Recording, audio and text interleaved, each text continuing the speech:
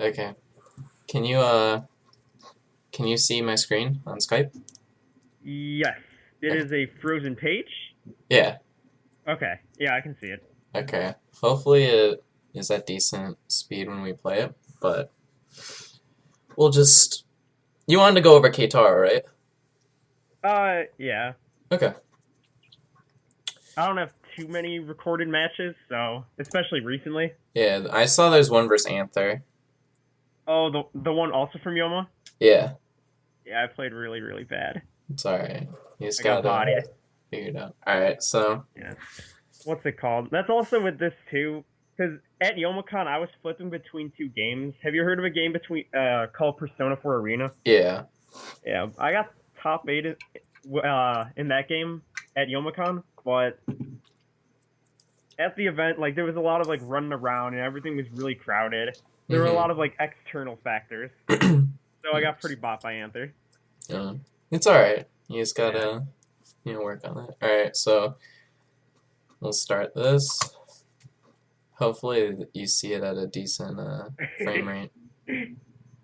Okay, so right off the bat, let's go back to the first frame we can get. Clash tournaments. Okay, Okay. so right off the bat, you know you're against Keitaro, right? Yeah. This guy is semi. I don't want to say famous, but he's popular. Like you know of him, so Yeah, I you know should of know him. that this guy plays Marth and Fox, right? Yes, I Okay. knew that. So based off that, if you go over your bands, right? Mhm. Okay. So let's figure out where you start at, because I have no idea. All right. So which ones are you? Where are you banning first, or is he banning first? He banned first. Okay. So he banned Dreamland. Yeah. Okay. So And I FDs. banned. Go ahead. Oh, sorry. I banned FD, and then I think I banned Yoshi's next. Yep. Because Okay. Yoshi's would be a good ban against Marth Yep. and Fox. Yep. Both of And those then are good. I hate FD personally. Yep. All right. So ideally, Battlefield or Fountain are your two. Mhm. Fountain's probably a little better, especially if you assume he's gonna go Marth, just because in the Battlefield matchup, his sword is like, and in Yoshi's too. Marth's zone is just like perfect enough to hit the ledges. Yeah. So Fountain is actually a little bit better, I would say, just because you can play off the ledges a little better, and he doesn't get the annoying tippers. Yeah, I like it. The fluctuating platforms makes it pretty nice. Uh, okay, so at this point, were you assuming that he's gonna go Marth? No, I was assuming he'd go Fox. He was already on the Fox. Okay. Yeah. So you guys are going to Fountain. All right. So right here, before the game even starts, you know where you're spawning or he's spawning, right? Yeah. Okay. So based off these two positions, where do you think is the best place to go? For me right now, at the start of the match, I just want to get grounded. So either I would think of going left and landing, or running forward and then jumping up and going on the top platform, Okay. and then trying to Because work my way down. all right, that's good. Because you have four options, right? Yeah. You can wave dash back, drop down from the ledge, or drop down from the platform and go to the ledge. You can drop down just straight from where you're at. You can run forward, jump to the top platform, or you can run off the platform and go for a swat at the fox, right? So, first off, you being on the platform is already, I don't want to say disadvantageous, but Fox is good under Sheik, right? Because your down air is Definitely. garbage when it comes to falling. Uh-huh. So basically, you have to either try to get the back airs when you're falling down, or he's just going to get free up airs on you. So you saying that you want to get grounded is good. Like, that's what you want to do. Yeah. So, so basically, that removes like the first option, or it removes the option of running at him and then running up to the platform. Because if you run at the top platform, he can probably just go for a double jump up air, and that's a terrible way to start. So Yeah. you end up going back, which is really good. And the bad thing about going back is he gets free lasers, but lasers are so, I mean, they add up, but they're so like it's Minuscule. yeah, they're minuscule. I mean, they obviously count because lasers, all that good stuff, but they're minuscule when it comes to like this first type of flow. Like it's much better to get lasered at a couple times than to get like instantly up aired into like chaining up airs. That'd be terrible. Yeah. All right, so you get a good grab, miss the follow up. my screen's completely. Okay, there we go. Oh, is it not going? Yeah, it's freezing a lot. Oh, okay. Well, I've been pausing it a lot, so that might be it. Yeah. I don't know. Okay, I think it's good now. Okay.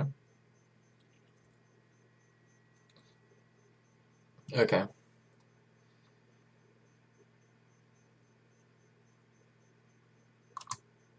All right. You flubbed the recovery on the ledge. Yeah. That's I just missed my waveland. kind of a little bit of an issue. Yep. Do you ever just go over like practices and drills or anything? Yeah, I do. This also went within. I felt like I was playing off here, and then I think that kind of shows my inputs were a little off when I went into the match. Hmm. Okay, because I was gonna say if you don't, what I used to do is I would like before I even played at a tournament or when I was practicing for a tournament, I would just like do drills. Like I wouldn't play against people like all the time. I would just do like simple like ledge dash drills, like just go into practice mode. Don't like put any bots or anything and just like move around all of the neutral stages. And like you'll start to it'll become memory. Like you have good movement already. Some of it's a little like off by a couple frames, but like if you do that a couple times for like 30 minutes a day or something, eventually you'll just master like the entire stage. Like you'll know like all the levels of the platforms, like the height on Fountain, like you'll know all that stuff. You'll just be flown around without even like thinking about it. So Okay. if you do that, that's good. If you don't, you can start doing that and it'll help you a little bit. But it'll also help prevent those flubs. Like Hacks does that all the time. Yeah. It's like the Definitely. Hacks dash. Oh god. So sad. Alright. Good follow up. I still can't see anything. Really? Yeah. Oh, Do you want man. to just give me like timestamps where you're at or something? Can you see where I'm at now? It still shows me about to die when I messed up the waveland. Oh, really? Yeah, that's where I'm at right now. I'm about to lose my first stock. Okay. It's just paused there. Huh. Okay. That's weird. Alright, I can give you timestamps, that's fine. I feel it. Okay. It's kind of weird. Yeah, because I really like this idea. It's I don't know. I feel like it would work really well. Yeah, maybe Google Hangouts better for What's like Google Hangout? for screen sharing. I don't know if you can screen share in Google Hangout. We'll try it next time, I guess. But yeah, I'll just give you timestamps this time. Okay. But I'll still keep the screen share on just so you can see it. But yeah. Okay. So, are you on the thing? Yeah, I'm on the page now. Okay. So, go to 147. Okay. Just a sec. You end up getting a solid hit on the Okay, I'm box.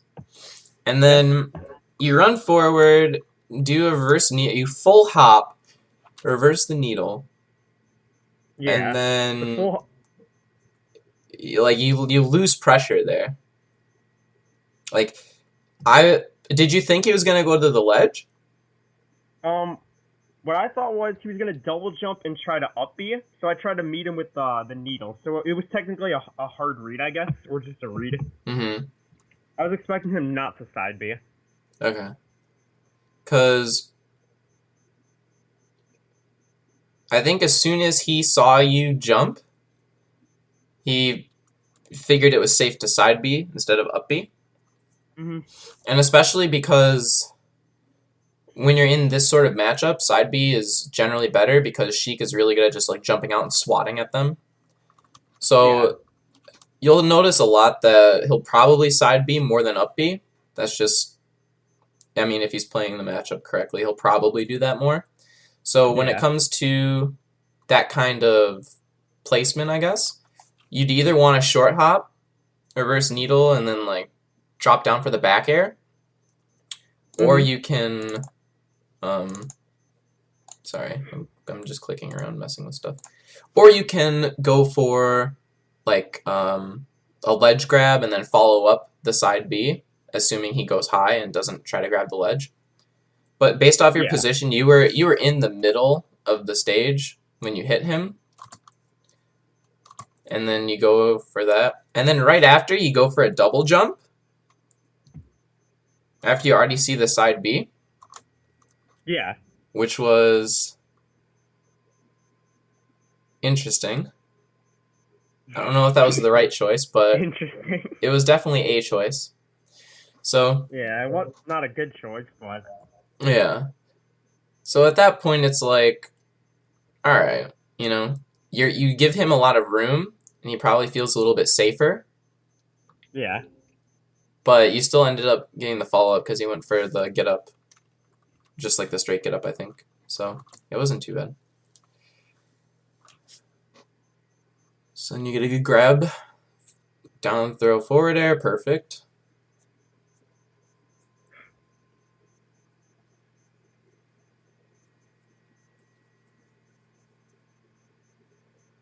Okay, good. You have a really good neutral game, it looks like. Like when you have center stage control, you maintain it really well. And this guy does not go for any like ledge guards on you whatsoever. Yeah, I know. He wouldn't grab the ledge. He just lets you get the ledge all the time. Ooh, okay. That was interesting. I don't think I need to touch on that though. You do a lot of like wavelands on the platforms into back airs. Which is good, but eventually he starts to, like, he just shielded one of them. And I think ooh, hold on. Oh, baby. That was sick. 240, 235, I guess. 235. 235? Okay, yeah. So waveland on the platform. Okay. I'm just looking at this combo. That was disgusting. You barely missed the forward air, but he teched in place, so you got the free down smash. Yeah. I was waiting for the tech roll right to get a dash attack, but when I saw he didn't do that, I'm like, okay, down smash, it'll cover it. Yeah, exactly. Down smash will cover it all. See you later. And then I wanted the no tech on the platform for the fair, but then I missed that, so I waited for the tech right. That didn't happen either, so I'm like, okay, down smash it. Yeah. And then at like 255, he just gives you the ledge again. One more time? At 255, time marker, he gives you the ledge again. He's just like, you know what? You can have the ledge. I don't want it. So, after seeing him give you the ledge all these times, you should almost always just go for the ledge and then start, like, you can ledge camp him until he gives you ample room to get back on stage. Yeah. Like, there's almost no pressure for you to, like, recover at all. You should almost always go for the ledge. And if you ever see him go for the ledge, what you should do is stall, wait a second or two, like just keep falling for a little bit, save your double jump, and he'll roll up. I guarantee it. He'll forfeit the ledge every single time. I don't know why he's doing it. That's like obviously a mistake on his part. But those are like the small things you need to pick up on while playing and realize like, okay, this guy's giving me the ledge. I should just go for it every single time. And then, okay. I was going to say, if you like died right there, I was going to say you can just camp the ledge every time. So at like 310, he goes for a shine on the ledge, but then he instantly gives it back again. He goes for a shine, misses it, just jumps right back on stage. Like, this guy's not camping you whatsoever. Or he's not ledge guarding you, not camping. Whoops. Yeah. He's also not camping you. Like, he barely shoots out lasers.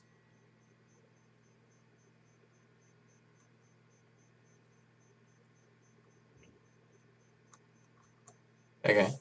So at... Where are we at? I'm going to say 328. 328. I'm going to play it in slow mode. 7, 8. So 328. You see he's on the ledge, and you set up a short hop.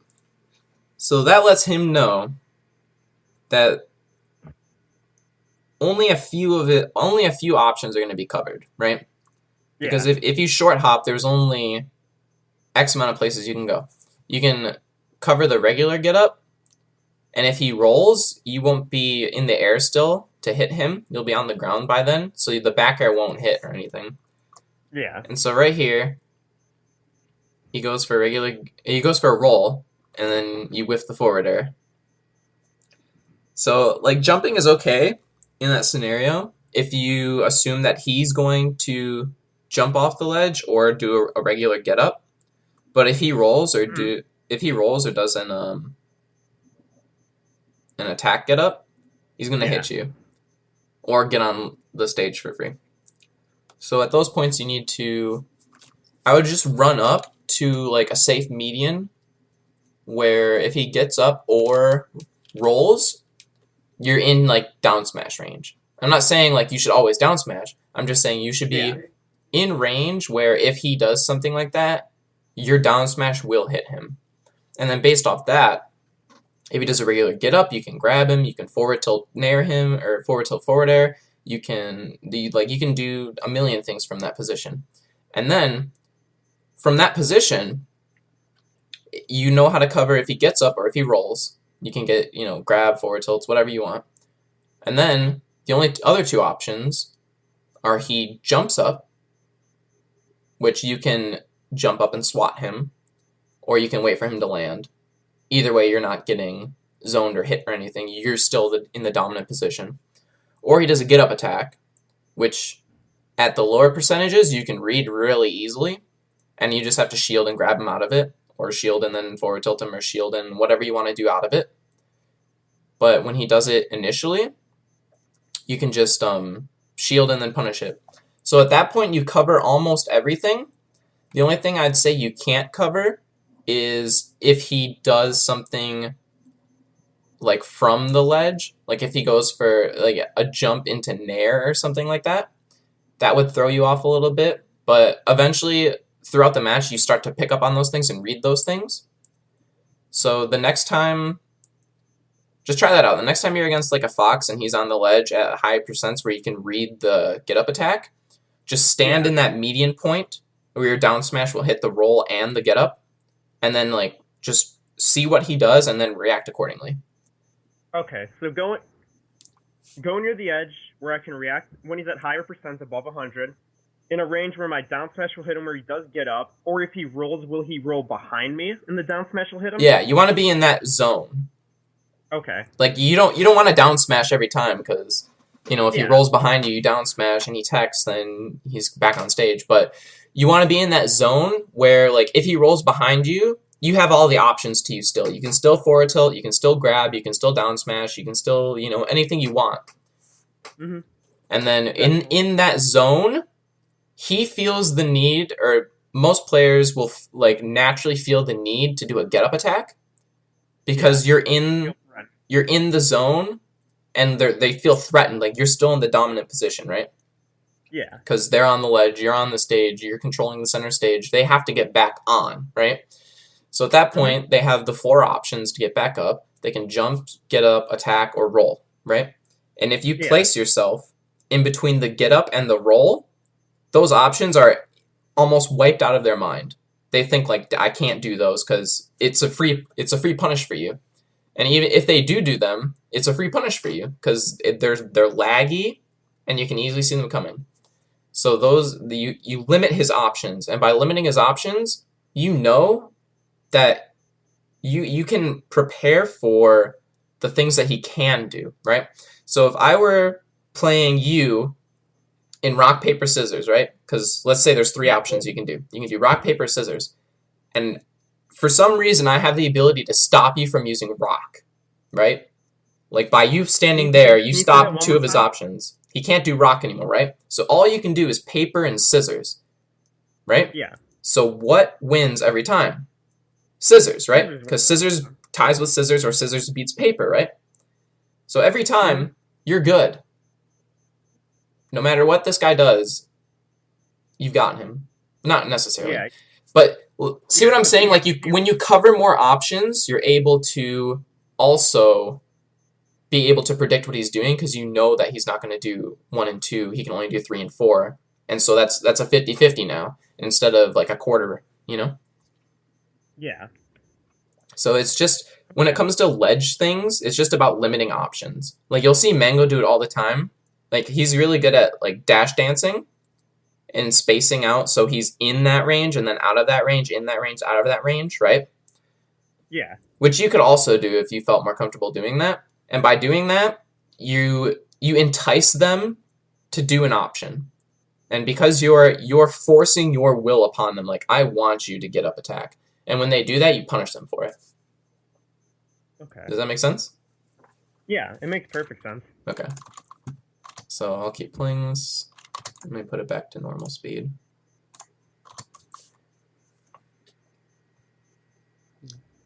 And you can see at that time marker, I think it's around 3:30, he ends up rolling because you jumped and you couldn't punish him for it. Yeah. Because you were still in the air and he shielded if you were to try to drop the back air.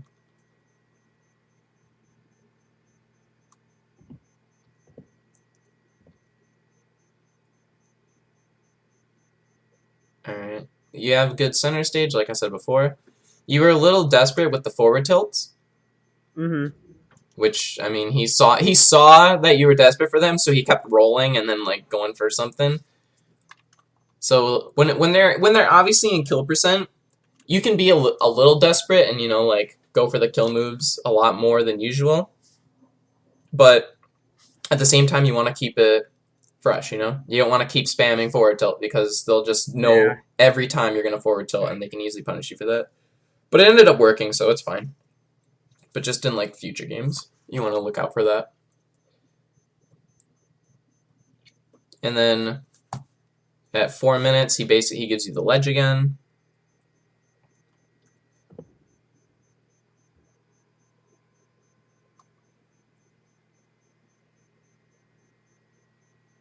Oh no, Phantom hit. That's so sad. When's the Phantom? He up B's on the stage, and you hit him with a back air, and you get the percent, but you don't get the knockback. That's so sad.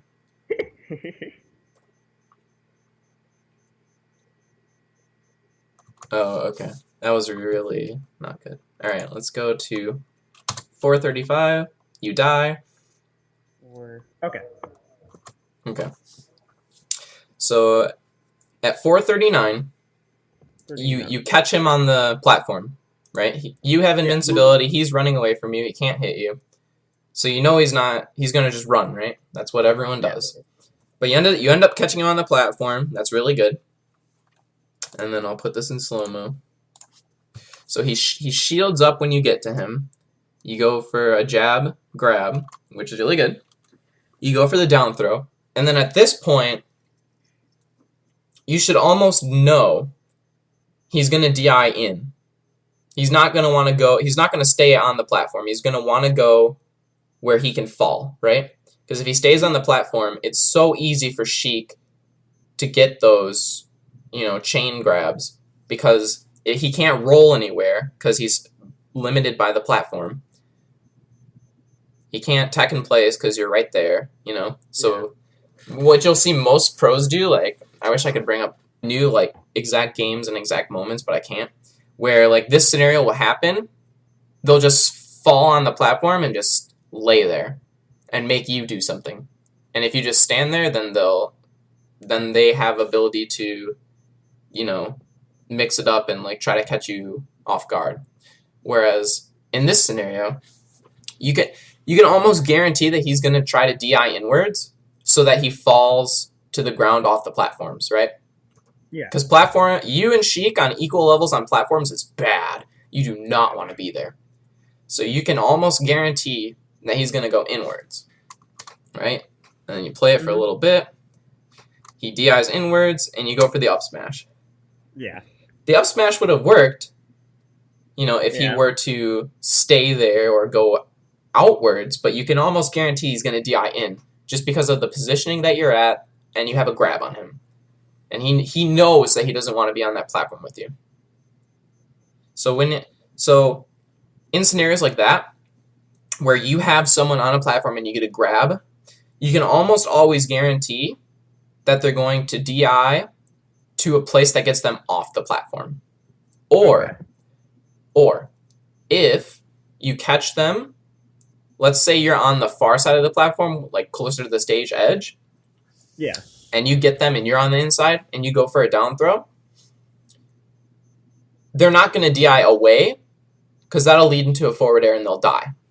Yeah. Right? Very risky. So you almost always know that they're going to go inwards with the DI, which leads you to like a jumping backwards for a forward air or, jump up air or jump back air, something like that.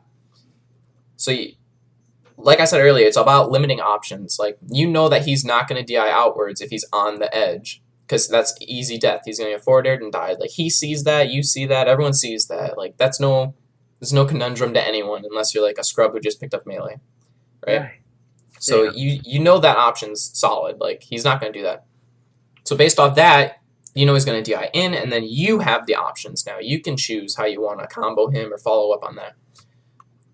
So yeah.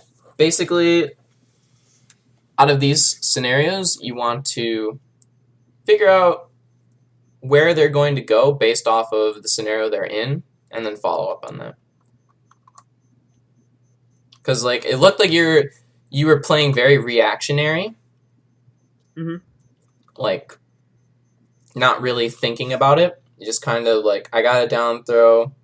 He's at semi-high percent. I can probably get an up smash kind of thing. But if you just think about his position, how he feels, then this guy's gonna try to fall to the stage. You can wave land down and then follow up on him however you feel like. Yeah. So we'll keep on keeping on. He has control of center stage now. He lets you back on like usual. All right, that was a good back air. Did you read that he was just going to come straight onto the stage? Oh, where are we? Oh, never mind. Basically, he was middle of the stage, and he up B'd, and he went perfectly horizontal, and you caught him with the back air and killed him. Yeah, I was either hoping he'd go forward, or if he went up, I could have tried to land in time and try to catch him. Yeah. See, and if he went down, I covered nothing. Yeah, but you also know, due to how this guy's playing, that he doesn't fuck with the ledge. Yeah. Right? He gives you the ledge every single time. He lets you come back on every single time. So that option you did was perfect, right? If he goes for the side angle, if he goes straight at you, you get the back air, which is good. Yeah. Perfect. He dies. It's good. He's not going to go down. Or he's going to go up. And since you went for the back air, he'll be falling, and then you can catch up on that. Yeah. So you covered almost every single option, knowing what your opponent's going to do, which is good. That's exactly what you need to be doing. Yeah. All right, I'm going to press play again. That's definitely something I'm trying to improve on. Yeah. What we're focusing on is, covering options. Yeah. And that's at 325 is just another example of he just lets you grab ledge. 325? He stands in the middle of the stage, jumps up, shoots a couple times. Yeah. And then after that again. So this guy's gonna give you ledge. You can easily learn that from this, just watching him play. I gather that pretty. Yeah, and that's Alright. good. That's the kind of thing you need to pick up on while you're playing. Is like, Yeah. okay, this guy is just gonna give me the ledge. I'm good. I need to pick up on more of like the discrete things like you're describing. Mm-hmm. Yeah. Okay. I don't know. All right. You know what? Well, I'll talk about this because this is kind of it's hard to be 100% sure what to do, but it's all right because he played it really interestingly. So I'm at 608. 608? Yeah. I'll play it at quarter speed. So you get up from the ledge. He grabs you on the shield and forward throws you. And then for some reason, he grabs the ledge. Yeah. Okay. So at 611, you already used your second jump. Yeah. Excuse me. And you see him hanging on the ledge, right? Mm-hmm. At this point, you go for the up B. As soon as he gets up, you go for the up B, right? Yeah. But what you could have done? I know what you're gonna say. What? You could have done the delay you were talking about earlier. There you go. Exactly. As soon as you brought it up, Exactly. See, that's like exactly. That's all I can say is exactly. You got it, dude. You know he's gonna forfeit the ledge. He always does. This guy does not touch the ledge. He's afraid to fight you on the ledge. Yeah. You can just pick that up by how he's playing. So you know this guy's gonna get up. So all you had to do was just delay it a little bit, go for the up B, and then poop, ledge is yours for free. And then also, you saw he grabbed the ledge a little early, so his invincibility frames would have gone down. So even if he decided to hold the ledge that whole time, your up B probably would have nicked him. Yeah. With the damage, so you would have gotten the ledge anyways. But you ended up going to the stage, and I assume you just get killed here. Yeah. Yep, and then you turn around up smash. Yep. So that's, like I said earlier, you just delay it a little bit. This guy will go down. It's all good. Yeah. All right.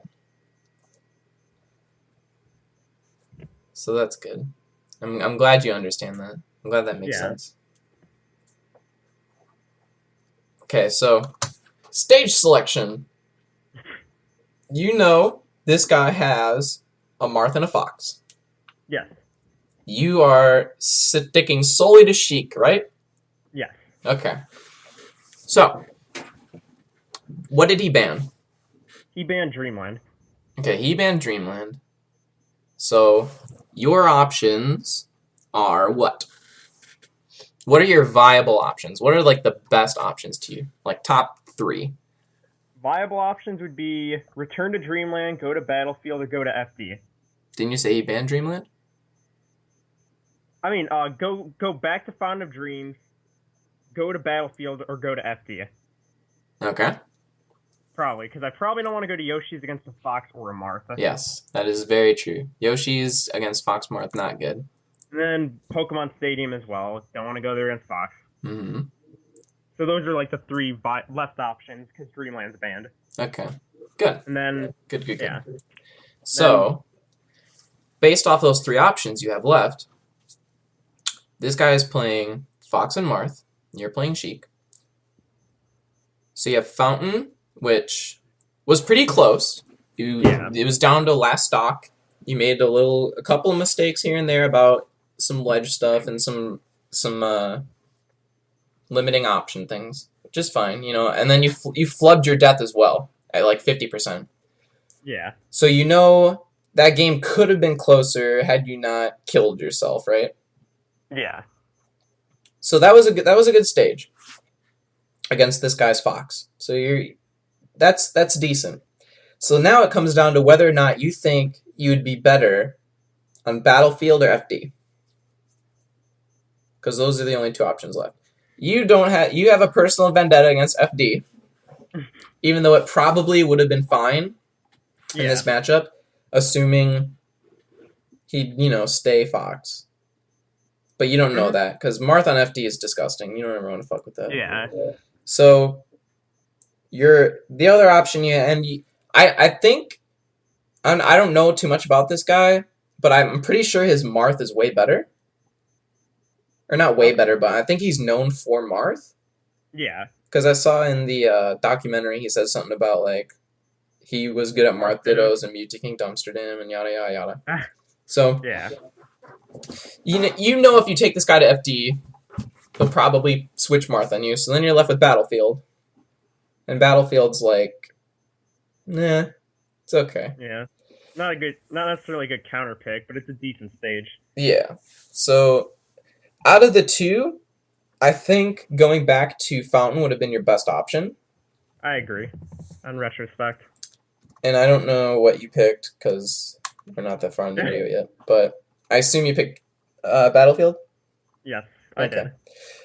A lot of players, they feel, I don't know if this is like a natural feeling, is like, I lost here, I can't go back, the same thing will happen, like he's obviously better on this stage kind of feeling, Yeah. And it happens all the time. Like, I used to feel that way sometimes before I was, like, mentally aware. It was like, okay, I lost on Dreamland to this guy. Like, if I go back to Dreamland, the same thing will happen because he'll beat me on Dreamland. He already did it once, kind of thing.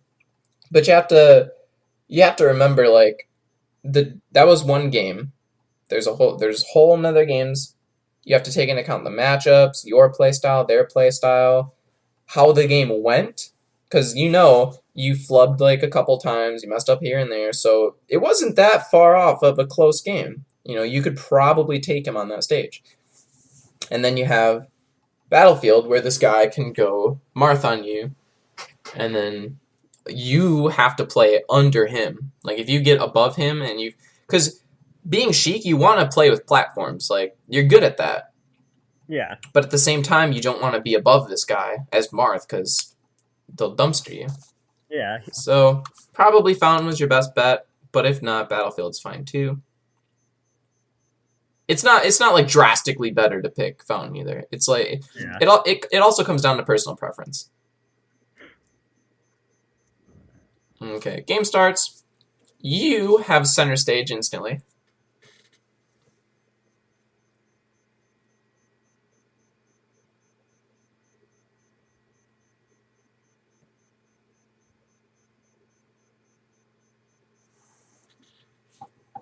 Okay.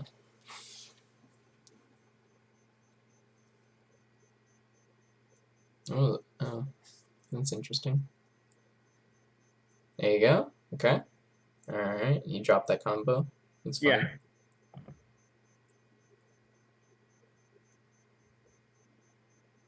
Okay, you're on the ledge, and he went down there for some reason. But he instantly jumped back.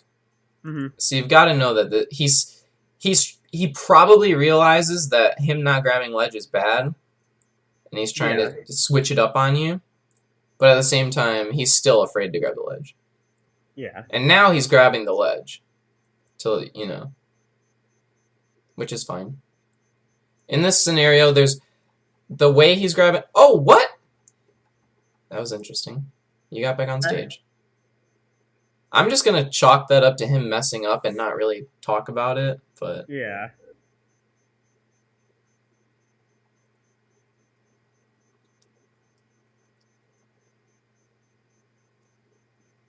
Okay.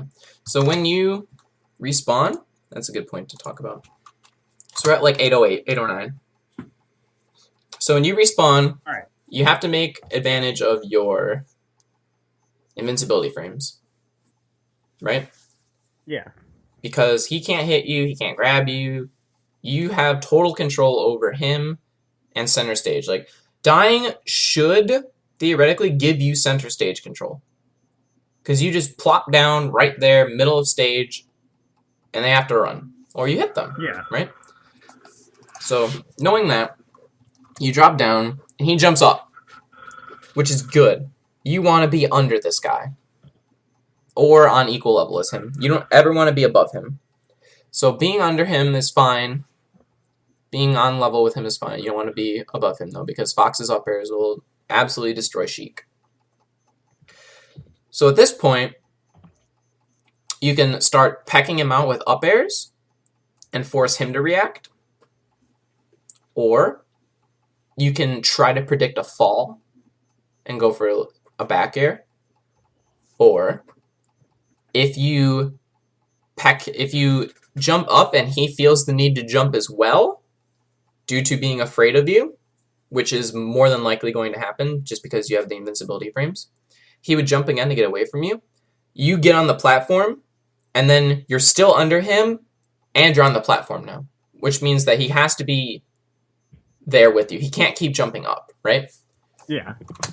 So you end up going for a back air. Alright, so that was good. You played a little weird, because you fell all the way down again, which gave him time to fall back down again as well. But you nicked him with the back air, so that's good. But in that scenario, if they jump up to the platform, you can try pecking them out with up airs. That usually works really well. You can see Mewtwo King do that when he plays Sheik. He'll go for like a full hop up air, and then he won't fast fall. He'll wait a second, and then double jump the up air, so that he's still below the stage, but his feet kick through. And then he'll fast fall to get his jumps back. And that way you put them on the defensive where their only time to react is between your up airs. And so you're still at the advantageous position because you're under them, you're attacking them, they're reacting to you. So you can try doing that next time, is just try to pick them out with some up airs. And then you always want to stay under the stage. You don't want to pick them out and then like end up on top of the stage still in up air animation, because that's an easy punish for them. You still want to be below them.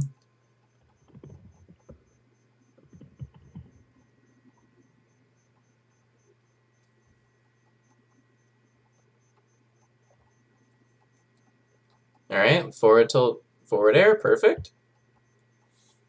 You held the ledge, perfect. Alright, that's really good what you did right there. So 843, you get the kill. He drops down, far side of the stage. You instantly charge up your needles, go to the ledge, and up B stall. Yeah. Absolutely perfect. There's nothing this player can do on this Fox to do. There's nothing he can do against that. Because you will. He's afraid of the ledge. Huh? Because he's afraid of the ledge. Yeah, he's afraid of the ledge, and all you do is waste his invincibility frames, which is perfect. You also get full needles because he died, which is really good. And then you just up B stall. And all he can do is shoot lasers? Because he's not going to walk up to you. And if he does, he'll probably get hit because you're better on the ledge. See? Right after that, he walks up, wave dashes back, and just waits. Because he's not going to fuck with you.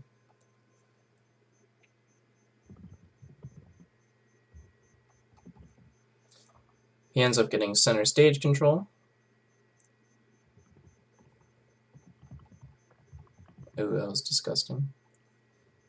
Up throw up air, which you did fine against. You did. Wow, that sounded really stupid. You DI'd that well. There you go. You DI'd that well. You still died because it was like, battlefield up air shit like that, high percent. But you had good DI, so you read it well. Oh, you missed the back air. Just barely though. Had you nicked him with your foot, the stanky leg, he would have been dead there. Also, side note, Keitaro's face is hilarious when he plays. Oh, I know. It's so funny. I love it. This guy's face is like, hee hee hee, every time something stupid happens. It's so funny. Anyways, I'll keep playing the video. What time are you at? I am at 9:53. 9:52. Okay. I'm just playing it straight until I see something that's worth noting. Because you have good stage control at this point. I'm at 10:03. You're really dominant. But he rolls in, you jump on the platform, and then you just lost center stage, which is fine. Another up throw up air, same scenario. And then he's talk shit to you. What the hell? Don't let him talk Yeah. shit. Nice, there you go. Grab, down throw up smash, forward air. Back air, perfect! Alright, that was really good. Tied it up again. So now at this point, you know he's going to drop down. I'm at 1027. You know he has invincibility frames. It's going to drop down. And you should do the same exact thing. I mean, you're charging up your needles right now. I don't know if you do it or not. But you should just go to the ledge, up B stall until his invincibility frames are done. Yeah. And there you go. You do it again. Perfect. Yeah, you should have up B'd once more because he still had invincibility frames, but you had the right idea. You flawed in your execution, I guess. Which is good. As long as you have the right idea and you mechanically fuck up, it's good because eventually your mechanics will get better and the idea will still be correct.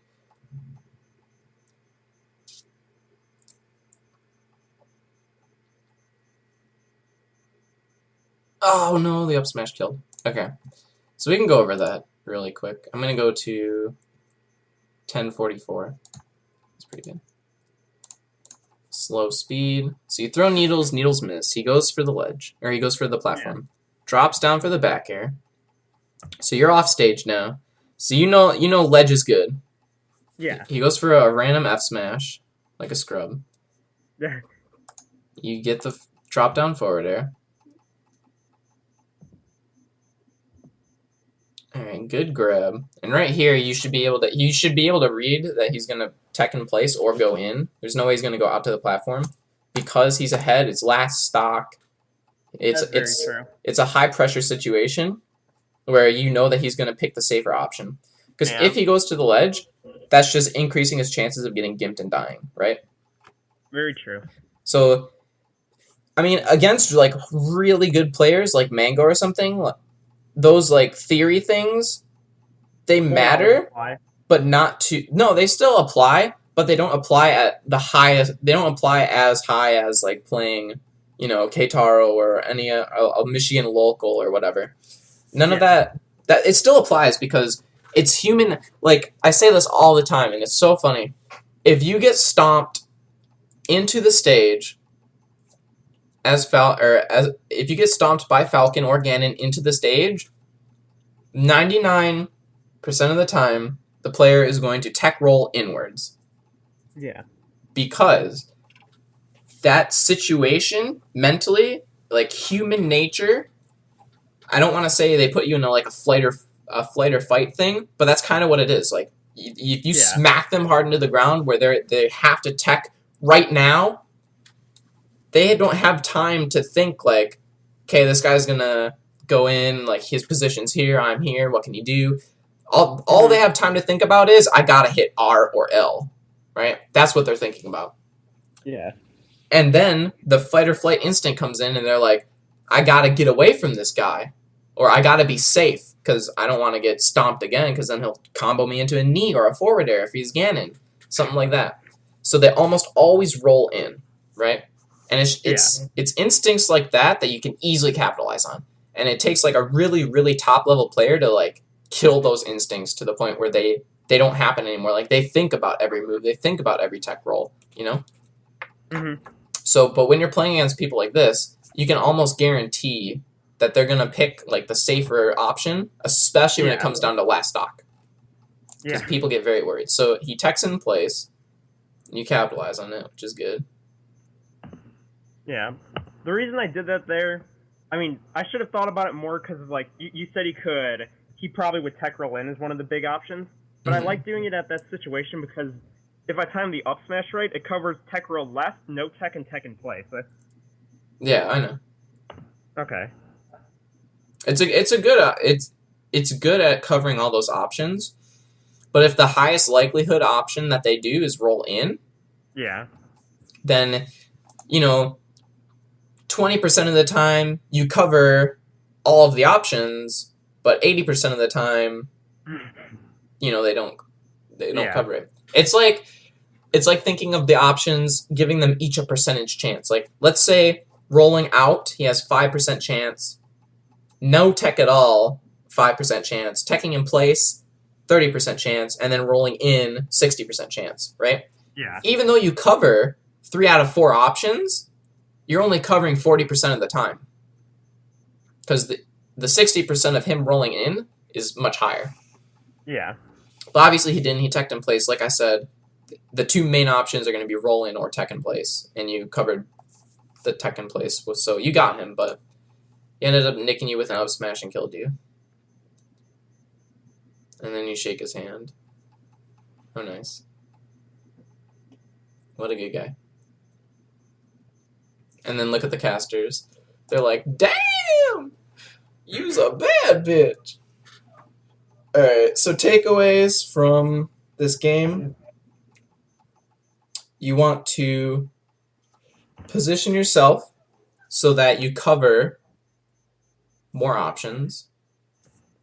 And then by covering more options, you're able to follow up on the options that you aren't automatically covering. And then on the options that you are automatically covering, you're automatically covering them. So easy hits. Your DI is pretty good. I don't remember seeing a place where you got hit and I was like, ooh, that was bad. Like, up smashes, you DI'd them properly. You were just too high percent to live them. Up airs, you DI'd them properly. You were too high percent to live them. Stuff like that. I wasn't DIing his back throws very often, though. Yeah, but those are the things where it's like, when Fox grabs you, you don't have much time to, like, they don't stand there, wait a second, pick what they're going to do, and then do it, you know? Like, they just do it instantly. Yeah. So when it comes to that, you can either DI the up throw, assuming that you're at higher percents, you can DI the up throw to help you against an up throw up air, or you can DI the back throw, which will help you against, like, running out something or whatever, shining. But the thing with that is, you want to take the option that doesn't kill you. Like, you are high percents, not too high. Let's just say you're at like a medium percent where up throw up air may or may not kill you depending on your DI, right? Yeah. You get grabbed. So you instantly know you're screwed. You're hit, right? They have a kill confirm on you. Now, knowing that you're going to get hit, and I say hit, but you're grabbed, obviously. Knowing that you're going to get thrown. Yeah. He obviously has 4 options, forward, up, back, and down throw. But the 2 viable ones in a specific scenario will either be forward throw and up throw, or back throw and up throw. Yeah. So, if you will die to the up throw, assuming you DI for the back throw, or if you will die DIing for the forward throw and you get hit with the up throw, you want to DI the up throw. It's very hard to say this because it's like all the terminology. So basically, think of it like this. If you DI anything but the up throw and he goes for the up throw, you get up aired and die, right? Yeah. But if you DI for the up throw and he goes for a back throw or a forward throw, you know that, okay, I DI'd the throw improperly, I'm going to take more percent, but I won't die. Do you get what I'm saying? Yeah. Like, you choose the option where I'll take more percent because I DI'd this improperly, but I won't die, which is very important. Yeah. Not dying is very important. Yeah. So, obviously, you would choose to DI the up throw, and if he goes for the up throw, then you're good.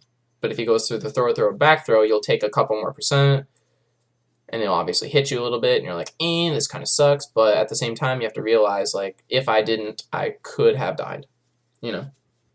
Mm-hmm. And then the same thing goes for recovering as Sheik.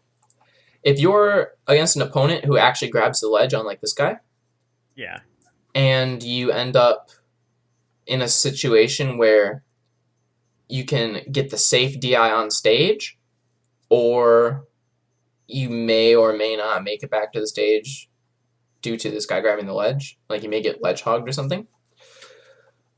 It's almost always better to just get on the stage, take the back air, or take whatever they hit you with, you know, take the percentage, and then get back on stage after you get hit again. You know, it's much better to do that than to risk just losing your stock over it. Like, you'll hear, I think Mango says that all the time. He's like, he'll be commentating a match and he'll say, why didn't he just up beyond the stage? Like, he would have taken 30% max, which is true. Yeah. Like, if you up beyond the stage and you're at low percents, you know, a fox may hit you with a back air, but you can crouch cancel it, and then that's it. You just got hit with a free back air. As opposed to, you know, you up B to the ledge and he rolls, and then, well, now you're dead. Yeah. So it's almost always better to take the safe option. You'll tack on a few more percent, but your stock is guaranteed. So yeah, those are the main takeaways from this match. Do you have any questions? At the very end, I started trying to write some things down. That's that.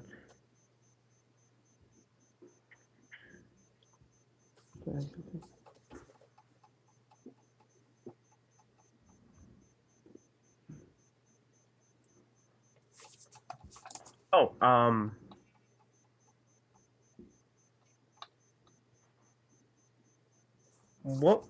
what do you think would be good for pressuring opponent on the stage when they're not like hanging on the ledge?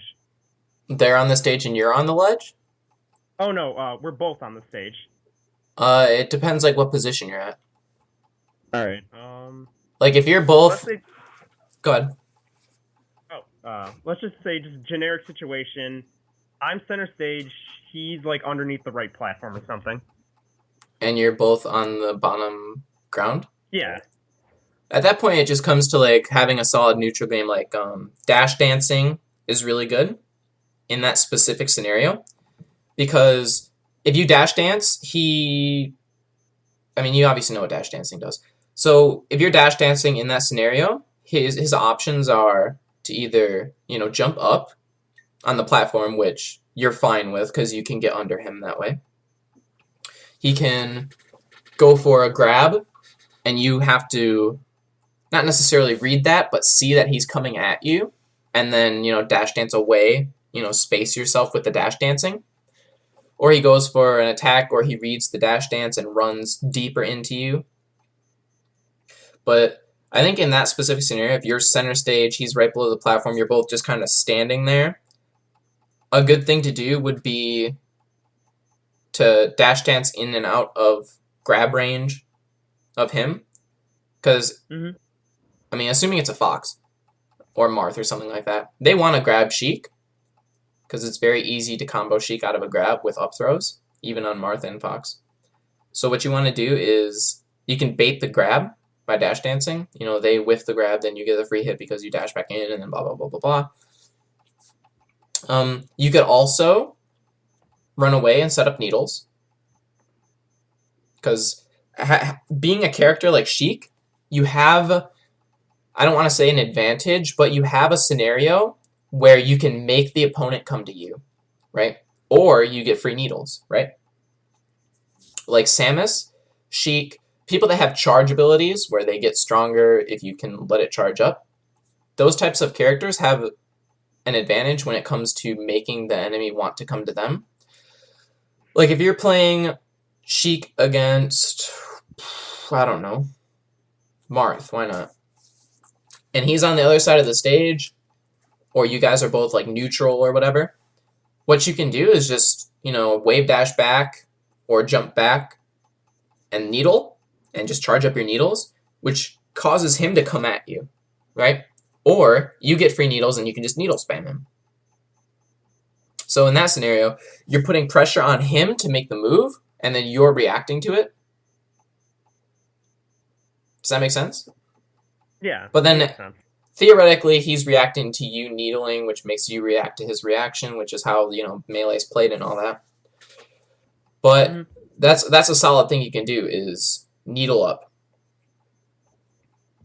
That way it causes them to come at you, or you get free needles and you spam them, or depending on what they're doing at that specific time, you can dash dance, you can bait them to do something. Like if you think that they're going to jump, you can just run and then get under them, or you can jump up and swat them.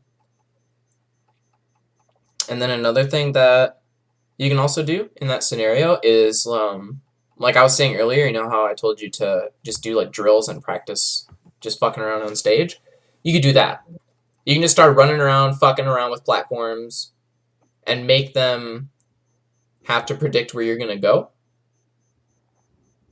And since they're reacting to you, you have the advantage.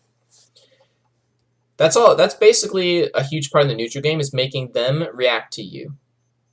Yeah. Like, by you being the authority, you controlling center stage, you charging up your needles, you make them react, which is good. Because if they're reacting to your moves, you lead the fight. You know, it's like you and them are tangoing together. Like, you're both salsa dancers or something, right? And you're the lead, you know? You can make them do anything you want. You can make them step out of place. You can make them look like an idiot. You have the power over them because they're following you. Being in control and being the leader is always... Is it always? Yeah. It's almost always the right choice. Yeah. There's probably a few scenarios where you like reacting to people better, but as Sheik, almost always you want to force them to react to you. Any other question? Or did that answer the question properly? No, it did. I'm just trying, like, I was dumb, and then I didn't have a document open when we started, so I'm trying to think of all the things that you've said so far, and I'm trying to write them down. Oh, okay. Yeah. Yeah, just as a review thing. Okay. That's fine.